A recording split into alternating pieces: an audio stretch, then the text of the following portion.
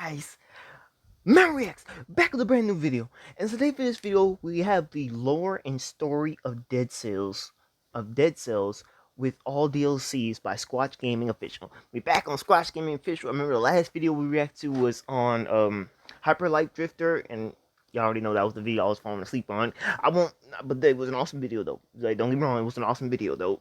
But now we here on these Dead Cells, so I guess we got two. I wonder if any more of the videos I got react to is from Squatch Gaming Official, because he has really well put together videos. I mean, I enjoyed the last one we watched. But anyhow, this one is 51 minutes long, so I don't want to waste too much time. I'm not gonna fall asleep this time. I'm awake. I even got me a little snack in case I do start falling asleep. Give me a little pick me up. It's just some granola. Anyhow, let's go ahead and get into this. This is the one with Beheaded, and who was probably one of the coolest characters in Indie Cross Episode 2. So I'm ready to learn about him. Let's go. Upon its full release in 2018, Dead Cells captivated players with its unique gameplay loop, which combined aspects of the Metroidvania genre of games with roguelike elements, procedurally generating the structure of each level at the start of a run, thereby ensuring that no playthrough of the game was the same as another. The main draw of Dead Cells is in that gameplay loop, but it also has a story in its backdrop that is pretty interesting in its own right, which centers on the downfall of an island kingdom as its populace is transformed into monsters by a disease known as the malaise. After its release, the game received several DLCs and content updates that introduced new items, enemies, biomes, and lore, expanding the world and enriching the story. However, due to how expansive the game has become, along with a slew of design choices, like having most of the lore appear in randomly generated lore rooms in the biomes or randomly generated blurbs when entering a level, and locking the story's true ending behind 2 clears of the game on its hardest difficulty, it's so easy. That's crazy. That's crazy. I didn't know there's games that actually do that, where they lock some endings behind completing the game a certain amount of times, or behind completing on the hardest difficulty. That's crazy. I remember back when Black Myth Wukong first came out, I actually met a couple of people who thought that the secret ending was locked behind New Game Plus 3 or something like that. That's crazy the games actually do that. For players to miss important information to piece everything together. So let's go ahead and gather all the information from the base game and all of its DLCs, put it all together, and present it here so we can see the lore and story of Dead Cells. Yes, sir. Obviously, spoilers for the story of Dead Cells are ahead, so if you don't want to be spoiled, why the heck are you watching this? Seriously, just go play the game if you don't want to be spoiled. If you're confused after playing it, you can come back later and watch this, and hopefully it'll clear up some of the confusion you have. Also, just as a warning, some of the storytelling may be a little weird, but that's because there's not really a firm timeline of when events happen in the story, which means I've had to kind of piece things together myself. Hopefully it isn't too distracting and you enjoy the video nonetheless. Lastly, if you want a more focused telling of a particular DLC or the base game itself, I have several other videos on the lore of Dead Cells over on the YouTube channel, so go ahead and check those out if you're interested. Alright, with all of that out of the way, let's get started. The story starts with an unnamed island kingdom, which by all accounts was a fine place to live. Most of the populace lived in Stilt Village, a shanty town on the shores of the island, where they spent their days fishing in order to gather food for their families. Others lived in the island's lighthouse, working around the clock to ensure that its beacon never went out. An important job, as its light kept the ships that came to and went from the island safe from its rocky shoreline. There were also people that worked in a large cavern on the island, mining crystals which were used for trade, an extremely dangerous job, but necessary for the economy of the kingdom. Sharing the island with the denizens of the realm was a race of creatures named Gions, who ran the bank that held the wealth of the realm. The bank was a unique area of the kingdom because it didn't actually exist in the physical world.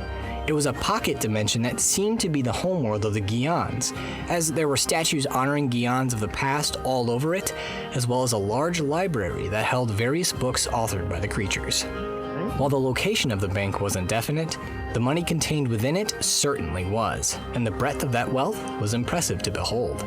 Most of the funds in the bank did not dwell with the common folk though, but instead to a noble/aristocratic class who used the money to do things like buy up land by the island's lighthouse in order to flaunt their status and wealth. These nobles and aristocrats regularly met with the realm's king in his home of High Peak Castle, and it was here in the home of His Majesty that the true wealth of the realm could be appreciated. The king lived in extravagance, exemplified by the decorative baubles that lined his halls and the priceless paintings that covered his walls. He had a massive distillery built to produce various alcoholic drinks to serve at his lavish banquets, and even had an entire arboretum built so that he, as well as the other nobles of the court, could take breaks from their stuffy work to relax in the calmness of nature. Protecting His Majesty and his palatial home was the Royal Guard, which was made up of many skilled and capable warriors. The two most prominent were the Giant, a gargantuan soldier who guarded the royal gates of the castle with his life, and the Hand of the King, a personal bodyguard to His Majesty who was incredibly loyal to him and totally idolized him. Perhaps due to the idolization he received from his soldiers, or maybe due to the prestige of his position getting to his head, the king was quite arrogant and egotistical, and he made grand displays to ensure the people of the realm knew who ruled them. The best examples were the statues of himself that he had built all over the island. There were statues in High Peak Castle, in Stilt Village, and even all the way down in the cavern.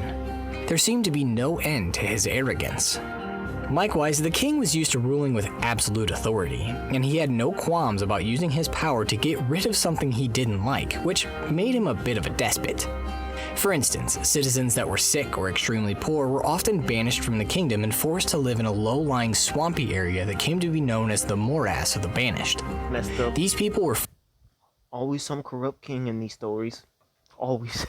Forced to live a life of squalor, sharing their home with the pests and parasites of the swamp, the worst of which were the ticks.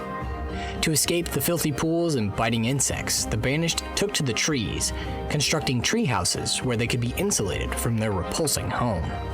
The Banished of the Morass weren't the only people banned from the kingdom, as the king had also made royal decrees forbidding two other groups of people from living in the realm: the Pagans and the Apostates.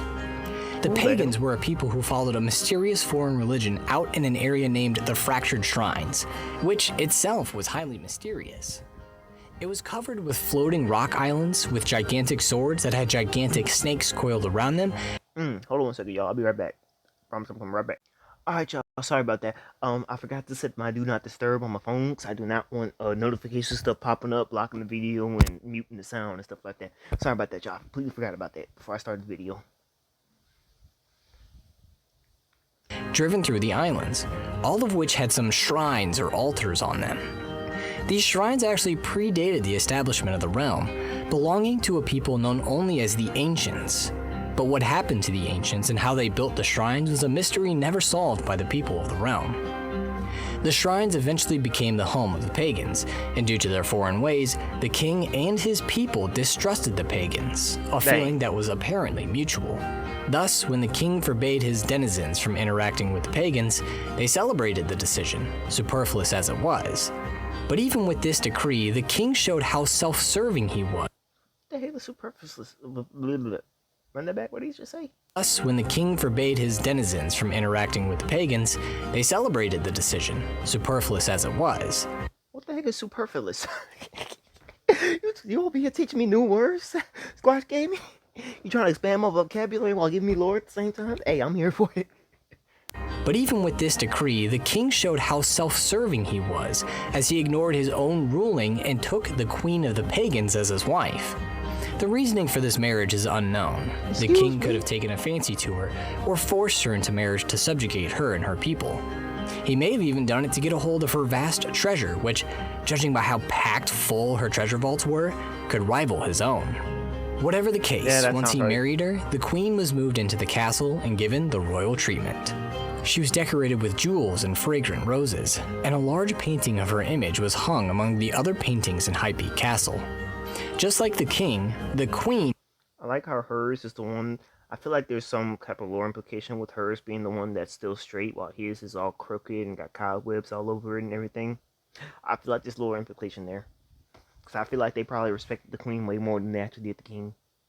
Had a royal protector to ensure no harm came to her. But unlike her husband, who only had one, the Hand of the King, the queen had three. Named Calliope, Euterpe, and Clio, they were three female warriors that were very skilled fighters. Individually, none of these women were as strong as the Giant or the Hand of the King. But unlike the other two, who didn't get along with each other and thus didn't cooperate well, the Queen's servants had amazing teamwork. and when they fought together, they could rival and even surpass any other soldier of the royal guard, giving the queen the strongest guardians in the kingdom. Just as the Hand idolized the king, the queen's servants were totally dedicated to Her Majesty and would give their lives to see her safe. The story of the apostates, the other group banished by the king, was kind of the inverse of the pagans. I'll be honest, just looking at them, I can almost actually understand why you banned them. Like, I couldn't deal with them. They look kind of creepy looking, all big, but at the same time, that actually would just be a sign of me just being prejudiced, so I might as well go ahead and close my mouth. While the pagans were shunned until one of their own was brought into the royal court, the apostates were part of the royal court until they were eventually shunned. The apostates used to be a group of healers and medicine men in the employ of the king. While their work was respected by the court, the apostates also employed some questionable methods when pursuing deeper knowledge, methods that bordered on the unethical. Eventually, a line was crossed, and while the exact details of what happened are unknown, what is known is that the apostates were charged with crimes against the crown. As punishment, the most senior member of their organization was put to death, and the rest were banished from the kingdom. They eventually took up residence on the rocky shoreline of the island, not far from the illustrious lighthouse where, free from the morals of those that would constrain them, the apostates continued their amoral research. Rumors swirled about what this research was about. It was said the apostates conducted experiments with artifacts of the ancients, and that vile creatures were being seen in the area. But given the apostates' fascination with death, the most prevalent suggested it was necromantic in subject, which gave the home of the apostates a new name: the Undying Shores. The arrogant king and mysterious queen living in their palatial castle, the common folk living in wooden shacks or rocky tunnels or swampy filth, the beacon of the lighthouse seeming like it would stay lit for an eternity, and the apostates doing secret experiments out in the Undying Shores. This was the state of the island when a watershed moment occurred that changed it and the realm forever. In Stilt Village, people started to get sick. Symptoms started mild, itchiness, nausea. I really like his built up with the story, like the way he's explaining it, like it literally feels like I'm watching a movie or something. The way they build, like the way he builds up the lore, like everything that happens before you get to the main character and everything. I just really like the way he tells the stories. I just do. I just wanted to say that. I know. I gotta stop pausing. We got a lot more to watch. This was the state of the island when a watershed moment occurred that changed it and the realm forever. In Stilt Village, people started to get sick. Symptoms started mild, itchiness, nausea, headaches, but got worse and worse until they finally culminated in death. Making matters worse was that this illness, which came to be known as the malaise, was incredibly contagious, and before long, the number of sick and dying in the village was astronomical. Some people blamed insects for the infection, while others thought it was rats or other pests that were responsible. There were even rumors that the crystals of the cavern were somehow responsible for the start of the illness, but the exact vector of transmission was never uncovered in the early days of the infection.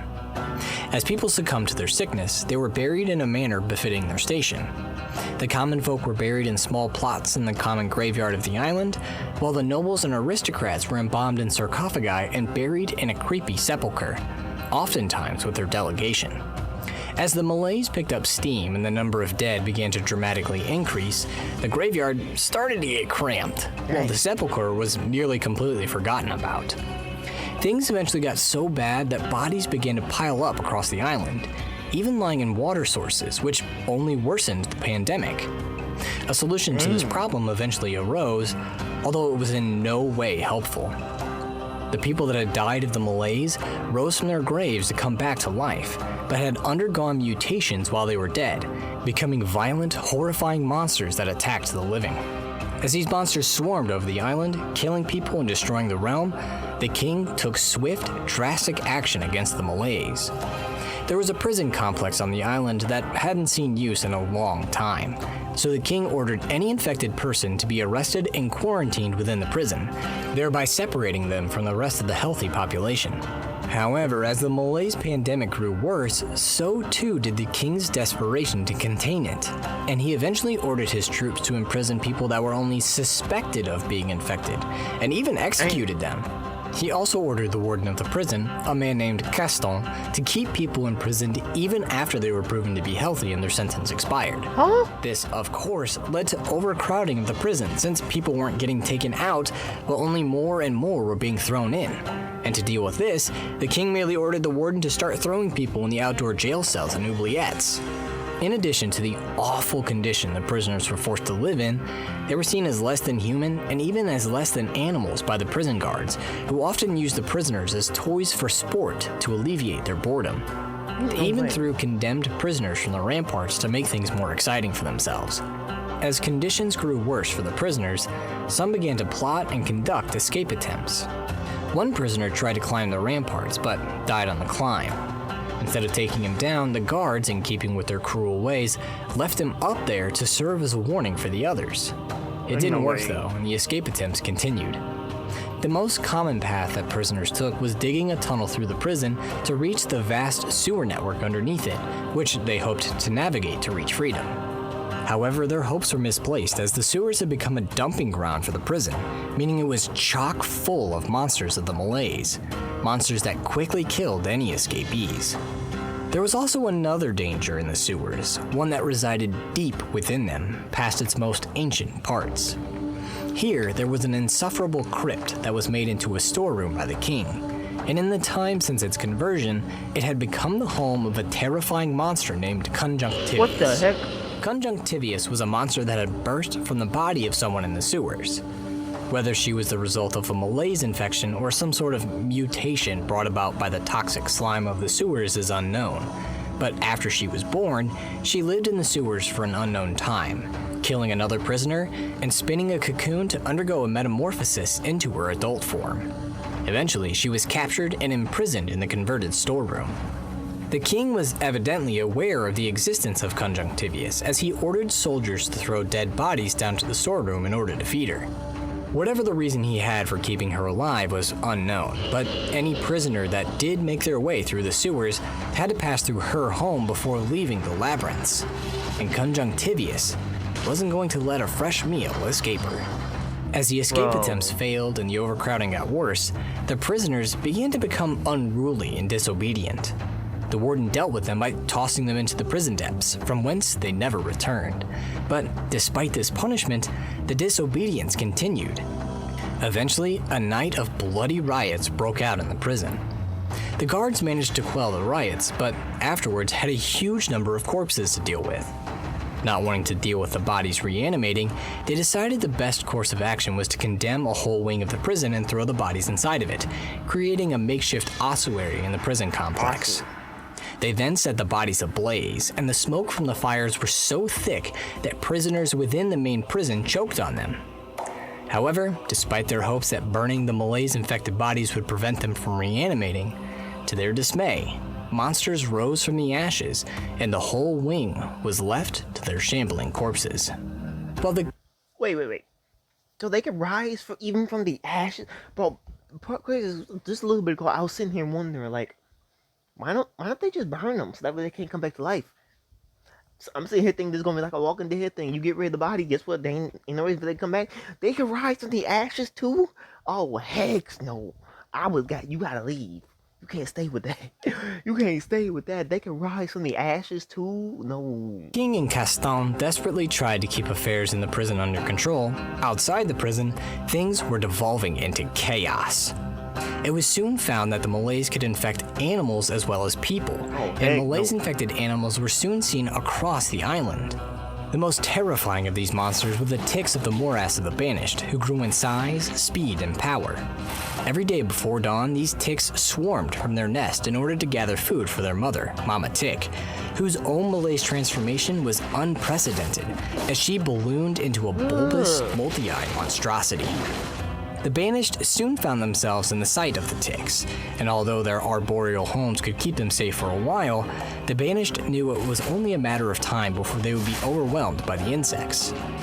They decided on an unconventional method to solve the predicament they found themselves in.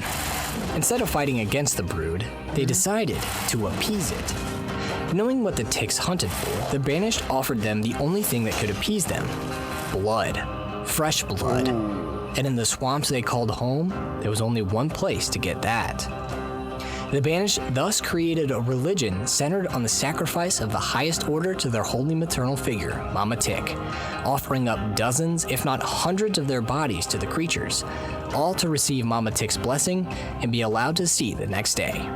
While this way of life was brutal, it seemed to have a hidden benefit for the Banished, as while the rest of the realm was utterly devastated by the malaise, they seemed to be faring better than the rest of it, as unmutated Banished could still be found in the trees of the morass. Perhaps by ridding themselves of corpses and therefore possible contaminated bodies, did the Banished inadvertently find a method of slowing the spread of the malaise. However, they were not immune to the disease, evidenced by malaise monsters being present in their tree houses, meaning it was likely only a matter of time before the malaise eventually consumed them all. In addition to infecting people and animals, it was discovered that the malaise had the ability to infect plants as well, as the mushrooms in the arboretum of the castle sprouted arms and legs and began to attack the guard stationed there. Additionally, the Venus We got Mungus's cousin here now. Oh, Lord. flytraps swelled in size and gained a new appetite for flesh. Strangest of all, though, was the malaise's apparent ability to infect inanimate objects. Deep in the prison, there were rumors that its stones were being infected. A ridiculous rumor at first. I'm sorry. I'm gonna be eating when you say that. What the heck kind of a virus is this? So not only can it infect people, and people probably get animals I saw coming. Animals I saw coming because it's already got people. Plants. Okay, that one threw me off a little bit, but plants are living. Plants are living, so yeah, I can see that too. It can infect inanimate objects too. I think that's probably one of the most OP diseases I've ever heard about in a story. Because ain't no way it affects all that. That's insane. Consideration, but one had to look no further than what happened in the island's bank and distillery to rethink that initial reaction. In the island's bank, the very gold itself seemed to come alive, and the large bags that Gians used for storage grew huge maws filled with rows of teeth. While the Gians themselves seemed to be immune or at least resistant to the infection, given one of the creature's close association with malaise-infected corpses, these monstrosities, along with Gians driven crazy with greed, wreaked havoc on the bank to the point where it had to be sealed up by its proprietors. In the castle distillery, which had since been converted into a powder keg factory, perhaps in an effort to create weapons to battle the monsters of the malaise, barrels of powder had been infected, leading to the barrels attacking the workers that made up the facility. Workers retaliated by trying to blow up the barrels. Eventually, all the explosions from the living barrels and infected workers led to the distillery being derelict and disused. As the king's failures to contain the malaise continued to mount, panic gripped the denizens of the realm. Many began to openly revolt against the king and disobey his orders. Others saw the hopeless situation of the kingdom and attempted to flee the island by building ships to sail away from the realm. However, just like the prisoners that attempted to flee through the sewers, the hopes of those that attempted this escape were misplaced, as at some point, either shortly before the malaise pandemic or during it, the king had ordered the lighthouse to be extinguished after a strange scallop had washed onto the island, perhaps worried it was one of the vile creatures rumored to have been seen in the Undying Shores. Considering recent events in the realm, relighting the beacon of the lighthouse was likely low on the king's priority list, and as a result, when people tried to sail from the island, their ships crashed into the rocks of the shoreline and sank, creating a mound of wreckage around the structure that used to safely guide them to and from their home. In an attempt to solve this problem, a number of people went to the lighthouse to relight the beacon, but none of those that did ever returned, likely dying to either the monsters of the island or the monsters that infested the shipwreck at the base of the building. However, anyone that did make it to the lighthouse found that there was something else that was preventing the beacon from being relit, and it had to do with one of the royals that ruled the kingdom. Not the king, though, but the mysterious queen. And the story of how she ended up there began with the apostates. In the Undying Shores, the apostates were indeed conducting a variety of blasphemous experiments, particularly around life and death. One big area of focus of theirs was centered on creating homunculi, artificial humans. The apostates had tried several times to create one of these homunculi, and although they were able to produce some of these beings, the early versions were seen as failures. It's not exactly clear why, but it could be because the produced homunculi mindlessly shambled about until given direction, instead of acting as an independent entity. Perhaps a result of the apostates using corpses instead of a live subject during the process. In any case, after countless failures, the apostates were able to finally create a successful homunculus, using the Queen of the Realm to do so. However, after the Queen's transformation, her servants stormed the chamber that the work was taking place in, slayed all of the apostates, and freed Her Majesty. Actions that implied the experiment wasn't exactly consensual, and gives rise to the theory that the apostates may have kidnapped the Queen and forced her to undergo the homunculus process. In any case, once the Queen became a homunculus, she technically had been given away to survive the malaise, as her body was now artificial, meaning it couldn't be infected. But with the death of the ones that created her, this process was something that couldn't be replicated, eliminating the possibility that the rest of the realm could become homunculi to outlast the malaise. Thus, she and her servants decided upon a new purpose. They would ensure that the malaise never left the shores of the island and infected the rest of the world. To do so, they took up residence at the lighthouse and prevented its beacon from being lit so that the people of the realm couldn't escape and that travelers from foreign lands couldn't come to the realm and get infected. Even going so far as to imprison or kill those that came to the lighthouse hoping for salvation. She may have also taken more direct action against those trying to escape, using her sword, which had the ability to slice through reality, to sink ships sailing in the waters around the island. In any case, the Queen and her servant... Oh, she OP. She can slice through reality? Bro, she hit that she hit that Mihawk when he first showed up in One Piece where woo! No, that's crazy, bro. She OP. Took up their endless vigil, knowing that they would be condemning the realm, but for the greater good of the world. Like the king and queen, there were a number of other people within the kingdom that also tried to find a solution to the pandemic tearing through the realm. One such person was a sorceress named the Timekeeper, who, in a deal with unknown details, had convinced the king to build her a large clock tower in the castle. From the clock room at the top of the tower, the Timekeeper used a multitude of clocks in the building to control the flow of time in an effort to contain the malaise. Initial results seemed promising, as she was able to eliminate dozens of creatures in a single day. However, the longer her fight went on, the less effective she became at eliminating the monsters, indicating her solution was not going to be a permanent one. Despite this, the Timekeeper still played with time at the top of the clock tower, hoping to find a way to deal with the malaise. In addition to the efforts of the Timekeeper were the efforts of one of the royal gardeners in the employ of the king. After seeing the transformation of the plants in the arboretum of the castle, the gardener's curiosity was piqued, and he conducted a wide variety of experiments with the plants of the gardens and the monsters of the malaise, all of which... By the way, I really hope my chewing isn't too loud for y'all. I've been trying to move my mic away from my mouth to hopefully not be chewing in y'all ears, but I really hope the chew is not too loud for y'all. So I know sometimes my audio is a lot louder than the video, so I really hope my chew is not too loud. I'm gonna try to keep my mic away from it, because I'm sorry, I just really need something. I just really want something to snack on. I'm sorry, y'all. had interesting results.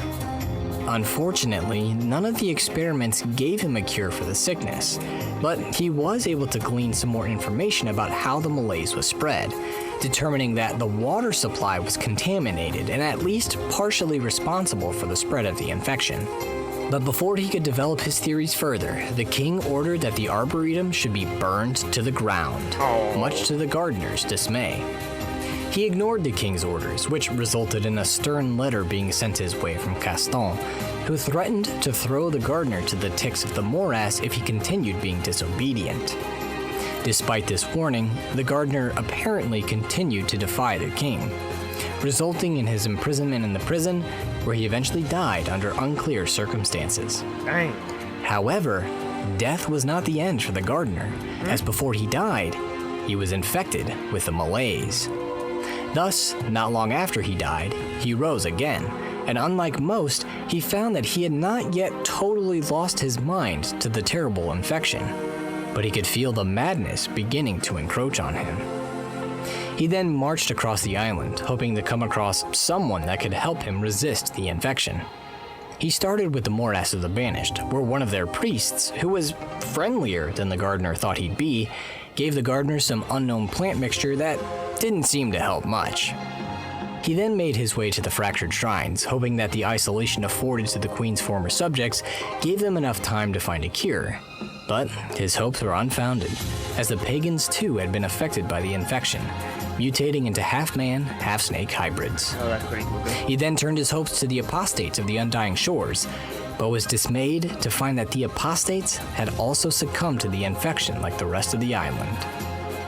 The gardener's next destination was the darkened lighthouse, perhaps hoping that he could light its beacon to call for help, or to meet with the Queen to see if she knew of some way to cure him.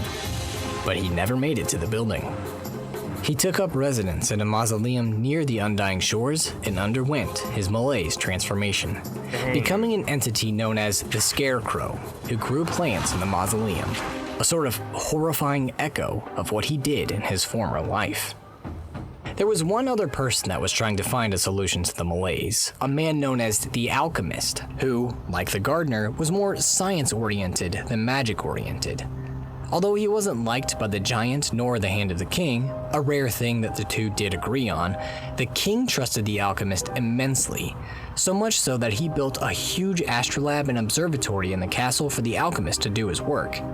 In addition to conducting a wide variety of experiments in these locations, the alchemist also traveled across the island to do the same with the corpses left in the wake of the malaise, as well as on villagers that volunteered their bodies to his cause. Like the gardener, he was interested in the botanical manifestations of the malaise in the Arboretum and got some of the royal guards to get him a specimen. Using the specimen, as well as a living volunteer, the alchemist performed an experiment in High Peak Castle that resulted in a half-man, half-plant hybrid. The experiment unfortunately cost the volunteer his life, so the alchemist gave up on doing further research in this vein. But the fact that a whole wing of the castle was eventually dominated by the branches of a large man-like plant suggests the results of his experiment may have differed from his conclusion. The alchemist's travels across the island eventually led him to a slumbering sanctuary that Stilt Village was built over, a location that, like the Fractured Shrines, may have been built by the Ancients, the society that predated the realm. Set in the walls of this sanctuary were pipes with a strange orange sap running through them. He noted that the same material seemed to be running through the pipes in an ancient part of the sewers, and theorized that if something happened to one of these pipes, then the sap could have contaminated the water supply and led to the spread of the malaise. This finding also lined up with the findings of the gardener, who thought contaminated water contributed to the spread of the malaise. Right. Believing that understanding this sap would lead to a cure, the alchemist took some samples of the material and started performing experiments with it. While some of them seemed to be promising, slowing the rate at which an infected person transformed, there were also less positive results, like melting the skin off a bone when applied to someone. More work with the sap was needed before it was fit for purpose, but before long, some members of the royal guard came to the alchemist with a new lead. The soldiers had been sent to the Undying Shores by the king, who believed the apostates were in some way responsible for the start and spread of the malaise. After the apostates fled from them, the soldiers ransacked their labs and brought their scrolls and notes to the alchemist, who was so intrigued by the knowledge that he went to the Undying Shores himself. Once there, he met with the apostates, and, finding that they were of similar mind and disposition to him, shared notes with them, where he learned of their work creating homunculi, along with another facet of their research: blue cells that seemed to hold the essence of life itself. Seeing all these notes gave the alchemist the hope that by using the homunculus process, along with the cells, the spread of the malaise could finally end. And the time to put his hope to the test was quickly thrust upon him, as by this point, things had considerably worsened for the realm. The king's autocratic behavior had become so bad that he was now a full-blown tyrant, resulting in even his loyal soldiers questioning his methods. The king responded to this doubt by executing soldiers that didn't follow his orders. Even the giant was not spared this fate, as when he met with the king in an attempt to persuade him to change, a spear was thrust through his gut and his body was thrown into the prison, which was no longer the bastion of safety it initially was, as it was getting overwhelmed. The guards of the prison were finally getting sick, transforming into monsters. A fate shared by the warden, Caston, who transformed into a monster known as the Concierge. The Concierge, perhaps holding on to some remnant of his duty from his former life, took up residence on the Black Bridge into and out of the prison, stopping anyone that attempted to cross it. With the deaths of the guards and the warden, the prison fell, and so too did the primary method of containing the Malaise, meaning Malaise monsters soon swarmed freely over the realm. In a final retreat, the Royal Guard pulled all the way back to High Peak Castle and sealed the gates, hoping they would be able to survive. But it was all for naught, as the Malaise made its way into the castle, decimating the guard, and worst of all, infecting the king. With his infection, it seemed the final death knell for the realm was nigh. However, it was at this point that the alchemist stepped in. Using the knowledge he gained from the apostates, he successfully created a homunculus and imprinted the soul of the king into it.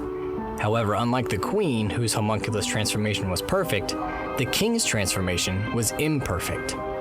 Like the failed homunculi of the apostates, the king had to rely on possessing corpses, typically without a head, to take a form that wasn't the slithering, blobby mass he now was.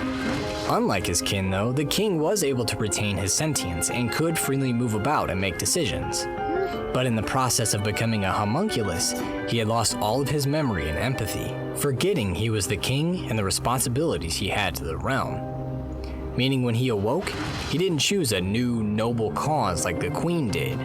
He was a blank slate that was learning about the world all over again. Wait. So you mean to tell me you play as the king? Am I not... Oh, but seriously, the reason I kind of lean forward a little bit, I know I shouldn't be paused, but I gotta talk about this. The reason I kind of lean forward a little bit, because remember how I talked about how those two pictures, I feel like are gonna have some kind of lore implication. The way the queen's picture is like perfectly preserved and stuff like that, and the king's picture is all bent sideways, got cobwebs all over and everything. I told you this, the lore implication, because the queen's homunculus transformation was perfect, while the king's was completely imperfect, with him losing his memories and everything, and not even getting a perfect body like she did. So yeah, lore implications, but I was not expecting that, bro. I was not expecting to find out that you actually play as the king. That's actually cool. Upon seeing the results of his homunculus experiment, the alchemist deemed it a failure and disappeared, likely to run away from his shame and embarrassment. However, unbeknownst to him, by transforming the king into a homunculus, he had set into motion events that would eventually lead to that goal that he and everyone in the realm had been searching for so long: the cure to the Malaise. That path started in the prisoners' quarters. Upon taking his new homunculus form, the king slithered here and possessed a headless body. After familiarizing himself with his new form and looking over the corpse of his former confidant, the giant, he met a knight who commented on the unique condition afforded to him by his new state of being. He could no longer die. Being a homunculus, he was immune to the Malaise, and if he were attacked by the monsters of the island and sustained enough damage to die, it was only his possessed body that was destroyed. His homunculus form would remain undamaged, and the king could just return to the prisoners' quarters to possess a new body. If this happened, upon his next journey through the realm, the king would notice that the monsters of the Malaise had returned, and the landscapes and environments of the island had shifted around, now being different from what they were before. The only explanation for this phenomena he received was from the knight he met before, who simply said that it seemed the island was alive. Another possible explanation could have been the time shenanigans of the Timekeeper, who may have been messing with different timelines to keep the realm from falling completely. In any case, using his newfound powers and the seemingly endless amount of corpses in the prison, the king explored the island, seeing the extent of the damage that the Malaise and its monsters had wreaked upon its realm. As he did so, he met a few friendly faces amongst the various monstrosities of the land. The first was a hooded man named the Collector that had a large vat of the blue cells of the apostates upon his back. Among the new abilities the king gained from his transformation was the ability to gather these cells from various sources on the island, like old chests, random vats just lying on the ground, or most commonly from the creatures of the Malays when they were killed. That's cool. The Collector told the king that he would give him some new weapons and gear in exchange for these cells. He didn't say why he was gathering the cells, nor how he knew about them. But the king wasn't in the business of asking questions, so happily handed over any cells he gathered in his journeys for new items. Alongside the Collector were Giants that had thus far avoided being killed by monsters of the Malays that offered to temporarily upgrade his weapons for gold, permanently upgrade his gear for cells, or give him mutations to grant him more abilities. These latter offerings were only temporary and were different from the runes that the king could find in the realm, which gave him new abilities that were permanent. With the help of his newfound abilities and allies, the king made his way through the remnants of his kingdom, seeing many of its sights and killing many of its mutated denizens along the way. The only one who managed to escape him was the Timekeeper, who, after being defeated in battle in the clock room atop her tower, warped away through time before being killed. The king eventually made it to his old throne room, where his personal bodyguard, the Hand of the King, still guarded his comatose body. The Hand cast a spell around the king on the throne and, obviously not recognizing the king in his new form, attempted to kill him, but he himself was defeated by his liege. Afterwards, the king used the Hand's lance to break the bubble shield around his body, and, not recognizing himself, killed it by driving the lance through it. A power then welled up within his body and erupted, disintegrating the corpse the king currently possessed. His homunculus form stayed intact, though, and slinked into a nearby fountain, crawling through the plumbing until ending up at the prisoner's quarters, whereupon the king possessed a new body. Immediately afterwards, he noticed that the body of the giant was gone, and a booming rumble in the distance pulled him to investigate. Upon catching a glimpse of the reanimated soldier descending into lava, the king began to consider the thought that things might have changed on the island, a thought further supported when he reached High Peak Castle again, and found that all that remained of his body and his throne was smoldering ruin. However, at the same time, much more seemed like it hadn't changed. The monsters of the Malays were just as numerous as before, and all the bosses he'd killed had returned, including the Hand of the King, who now guarded the ruins of what remained of his throne. And no matter how many more times he completed his journey through the realm, it never changed from this state. It seemed like he found himself in a sort of endless cycle, and was doomed to... So this is like when I was talking about earlier, where you have to beat the game a certain amount of times in order to get a certain ending. Okay, this is actually cool. I'm actually really enjoying this. Spend the rest of his immortal days trapped in it. However, there was a way for him to break the cycle, and it lied in a reward he received after killing the Hand of the King, which was a unique red cell called a boss cell that modified the island on his next journey through it, making the monsters of the Malays more dangerous and numerous, reducing the number of resources available to him, and unlocking wooden doors that were previously inaccessible. After the king completed a run through the realm with one of these boss cells active, another would become available, which, when used, amplified their effects even further and unlocked more of the wooden doors. The Hand was not the only person that the king could gather these boss cells from. There were two others that dropped them and defeated him, one of whom was a monster from another world, and the other was an important person from the king's past. In the case of the first, one day a pedestal appeared in the lobby of the prisoner's quarters that told of independent legends, heroes from other worlds. After its appearance, the king began to find strange rooms in the prisoner's quarters that held the weapons, items, and if you met certain conditions, outfits of these heroes. There was the flask and armor of a penitent one that hailed from a land of deep religious worship named Custodia. There was the Letterman jacket and rooster mask of a vigilante nicknamed Jacket, who used a wooden bat to cave in the skulls of his enemies. There was the bathrobe, hairstyle, and katana of a swordsman named Zero, who was able to slow his perception of time in order to enhance his prowess in battle. And many others. With the appearance of the items of these heroes, it seemed like the boundaries between worlds were being blurred somehow. This strange phenomena eventually came to a head when a large, sinister castle manifested in the realm, unleashing evil creatures and waves of bats upon the kingdom. When the king went to investigate, he soon met a vampire hunter named Richter Belmont that explained that the undead overlord Dracula was returning. Ain't no way. He asked for the king's help in preventing that return, something the king agreed to do. He then made his way through the outskirts and interior of Dracula's castle, passing by many references to the original world of Dracula and Richter, and meeting Dracula's son Alucard, who promised to help in the fight.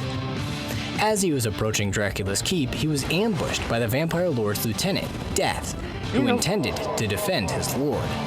But despite wielding a huge amount of power, the entity was defeated by the king. Alucard appeared soon after and told the king that, despite Death's defeat, the ritual to bring Dracula back had gone through. Complicating matters was that, due to Death being the physical manifestation of, well, death, he couldn't truly be defeated, and he would stop any attempts at reaching Dracula's keep, so a different path to his father's keep would have to be taken. After some time, Alucard found one that went through the realm's clock tower, and once the king took this path, he was able to bypass Death and meet the vampire lord face to face. It seemed that Dracula underestimated the king, as in the ensuing fight, he was quickly defeated by his foe. That was when he decided to reveal his true, demonic, bat-like form and attacked the king with the full extent of his power. However, thanks to the power of his homunculus form, the king was able to defeat Dracula and watch his castle crumble as the vampire lord was defeated once and for all. That's crazy. Once the king returned to the prisoner's quarters following Dracula's defeat, he would collect his new boss cell. As for the other person the king could get a boss cell from, similar to his Castlevania encounter, one day, in the lobby of the prisoner's quarters, a tentacle delivered a letter to the king. The writer of the letter was a portly, tentacled creature known as the Fisherman, who was sick of being trapped on the island, and hearing about the king's repeated runs through it, hoped he would help him escape. Once the king met the fisherman in the sewers, the creature explained that while looking for a ship to use to flee, he noticed the extinguished lighthouse of the island, and thought it was the best method they could use to escape. Of course, the lighthouse was also where the queen now resided, who the king hadn't seen in who knew how long. But due to his homunculus transformation, he didn't remember her, much less knew where she went after being transformed, meaning the significance of his journey there was lost on him. So after making a stop in one of the lighthouse keeper's homes to gather a key to the building, finding that the man had succumbed to a little crustaceous creature named a leg hugger at some point in the past, the king sailed with the fisherman to the lighthouse, blissfully ignorant of what awaited him there. The two couldn't sail directly to the building though, so the fisherman dropped the king off at the infested shipwreck, and the king had to fight through the Malaise monsters and armored shrimps that resided within them to reach his destination. When he reached the lighthouse and went to climb it, Calliope, Euterpe, and Cleo, the servants of the queen, tried to fight him off, adamant on performing the duty they and their queen had taken up. But despite their amazing teamwork, they were defeated by the king. With their defeat, the king proceeded to the crown of the structure, where he was reunited with his wife, the queen, herself in her homunculus form. Despite being reunited with her love, the queen was determined to prevent the reignition of the beacon of the lighthouse and the spread of the malaise to the wider world, so attacked her husband. However, having lost his memory and empathy, the king felt no remorse as he defeated his wife and killed her by kicking her into the fires that had accidentally been lit when he entered the building. As the sun rose on a new day for the realm, the king noticed a ship on the horizon which had been led to the island by the relit lighthouse. However, all the sailors aboard the ship were monsters of the malaise, indicating the cause that the queen had been fighting for was all for naught, as the malaise had already reached the outside world. Dang. The king, however, wasn't too broken up about it, and with his new boss cell in tow, headed back to the prisoner's quarters to begin the cycle anew. No matter which of the three the king got his boss cells from, he repeated the cycle until he got 4 of them, after which he could get no more from these foes. 4 boss cells allowed him to open up every wooden door on the island. Every door except the one that led to the astrolabe of the alchemist, which required 5 cells to open. In order to get this last cell, the king needed to meet someone else from his past. the giant who dove to the deepest part of the island's cavern after rising from where the king threw his corpse. After grabbing a key to the cavern and unlocking the region by putting it in a lock in the island's graveyard, the king descended down to the Guardian's Haven to meet the giant face to face. The gargantuan soldier recognized the king, even saying as much at one point, and in a fit of anger, attacked him as revenge for his death and all that the king had wrought upon the realm. However, the giant could not overcome his liege, and he was defeated by him. When this defeat came with the king having 4 boss cells activated, then the giant gave him the 5th one before blowing up in a brilliant explosion. With all 5 boss cells now in his possession, when the king made it to the throne room, he could finally open the door behind his throne and explore the alchemist's astrolabe. The king explored the labs and chambers of the alchemist, reading his notes on all his failed experiments and seeing the diagrams and schematics of his work, until he climbed to the highest point in the kingdom, the observatory. Here, he met an unexpected face, the Collector, who had thus far been absent in the king's 5 boss cell run of the kingdom. Standing before a massive catalyst, the man revealed why he had been asking the king to gather all of those sounds. He was using them to make the Panacea, a tonic that could cure any disease. Problem with that, though, was that the Panacea was a myth, and as the Collector went on a monologue about the implausibility of it working, about the crimes he'd committed and the failures of everything else he'd done, something became clear. He was the alchemist. Despite disappearing following his failed experiment with the king, he hadn't given up hope on finding a cure to the malaise, and believing the cells of the apostates would eventually lead him to it, he continued working on finding that cure. It all led up to this moment, his only hope being a fairy tale told to children. He downed the blue liquid, and to his surprise, it actually worked. A huge surge of power coursed through his body from the potion, which prompted an evil, terrifying grin to appear on his face. Addicted to the power given to him by the Panacea, the Collector started a fight with the king, intending to send him back to the prisoner's quarters so he could gather more cells for him. The king managed to survive the onslaught of the Collector, but anytime he would begin to come out ahead, the Collector would put up a shield and take a drink from the Panacea, thereby restoring his vitality and undoing all the work the king had done. I would be raging. This pattern continued until at the top of the observatory, the Collector forgot to put up his shield, and the king knocked the Panacea out of his hands. He immediately took a drink from the potion himself, which supercharged his own power and allowed him to finally beat the Collector.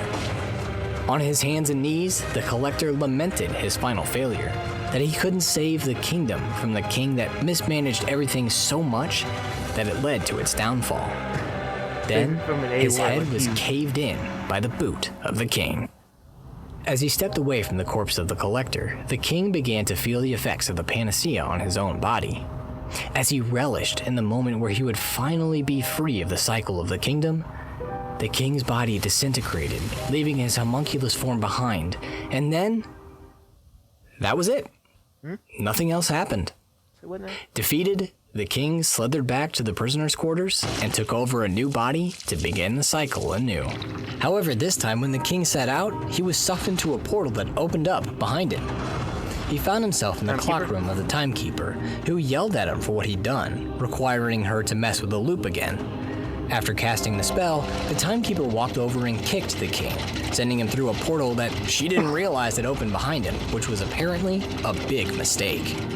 The king found himself in the prisoner's quarters again, starting his normal routine, but then met a familiar, if glitchy, face. The knight that had greeted him when he first set out on the island, saying the exact same things as when they first met. It seemed like he'd been sent back in time. Indeed, when he made it back to his throne room, he found his comatose body was back on the throne of stone, and was again guarded by the hand of the king, indicating the timekeeper had sent him back to the original loop, before he killed the Collector, before he killed the king, but after he had gained all the powers from his previous journeys. Thus, this time, after he defeated the hand and shattered the shield around his body, he used the homunculus rune to detach his homunculus form from his current body and reclaim his original one. Moments after reclaiming it, the king noticed that it was still infected with the malaise and wondered if there was a way to cure the ailment. Of course, he knew the Collector's plan, so again made his way to the observatory, gave the Collector the cells needed to make the panacea, knocked it out of his hands during their fight, then drank it and killed his opponent. Once the fighting was done, the king noticed that instead of dissolving his body like before, the panacea lived up to its legend and not only cured his body of the malaise, but bound his soul back to it, restoring the king to his true self. What? However, in the process of being restored, the king had killed the only person that knew how to create the panacea, meaning that by saving himself, he had doomed everyone else in the realm, and evidently the entire world. He didn't seem too broken up about that though, as a short time later, he lounged on his throne, sipping wine and complaining that he was having more fun killing the monsters that overran his kingdom. At that moment, someone approached him. It was a glitched out version of himself as a homunculus, the version that originally inhabited this timeline. After the two of them mimicked each other's movements and flipped each other off, they each powered up and attacked, starting a fight to see which of them was the strongest. And as that fight began, the story of Dead Cells came to an end. While it's the gameplay loop that draws most players to Dead Cells, as they explore the island and come across the rooms, they begin to get pieces of the story, which is like a little mystery that invites players to solve it. Those that take the time to do so get to see a story about a kingdom ravaged by an unstoppable disease, the heroics of those that tried to save it from that disease, and how its autocratic ruler robbed it of its salvation by being, as the giant put it, an incorrigible ass. It's sprawling and captivating, and owes its existence to its developers. See, now I know where that middle finger comes from with Beheaded in Indie Cross 2. Motion Twin and Evil Empire, who deserve all the praise they get for the work they've put into the game over the years. Now, I'm not perfect, so there may be some errors in there somewhere, but this should cover everything, or most everything, in the lore and story of Dead Cells. If you have any lingering questions, feel free to ask and I'll do my best to answer them. Likewise, if there was anything you feel was missed or wrong, or you have some thoughts or theories of your own, feel free to share your thoughts/corrections in the comments. I know I'd love to hear them, and maybe they would help someone else understand things too. Before I go, I'd like to remind you that you can listen to the audio of this video along with all my other ones over on Spotify, so go listen over there if you're interested. Alright, awesome. I think that's everything, so until next time, thank you for watching, and see you later. Okay, yeah, that was awesome. I'm not even gonna lie to you. This one's probably my favorite. This is probably my favorite lore so far. Like, I thought Undertale was gonna be my favorite of the lore so far. Dead Cells might be my favorite lore so far. Like, I genuinely want to play the game now because that lore is so. Bro, it threw me off finding out that you were playing as the king the whole time, and bro, the king really is a hole, bro. That's crazy, bro. He's the whole reason everything's happening. Literally, the only one who got cured from the dang malaise was himself. That was insane, bro. Now this makes me look at Beheaded in a whole nother light, bro. the way he acts makes so much sense now. That he was this tyrant king, it makes so much sense now. It's insane, bro. But still, the fact that he killed his own body is insane. Then came back or then repossessed his own body. I'm sorry. Yeah, this is probably my favorite of the lore videos. But excuse me, but I like how the earlier theory came back to be true though, with the way I talked about the two paintings, how the queen's one was perfect and how the other one was messed up. I like how that came back. But Squash Game, you did an awesome job of doing the storytelling. Again, it felt like I was watching a whole movie. And this was a long one. Yeah, we're at 58 minutes. So I'm going to go ahead and end this video before my recording size wants to cut out on me. But anyhow, this is going to be in this video. I hope y'all enjoyed. Be sure to like, subscribe. Comment down below what you want to react to next. We got more lore videos coming. We still got some more coming. But maybe Wednesday I might react to something else. Because I like to sprinkle in other different reactions between the lore videos. Because I think we still got time before the next Indie Cross episode comes out. But until next time, y'all. See ya.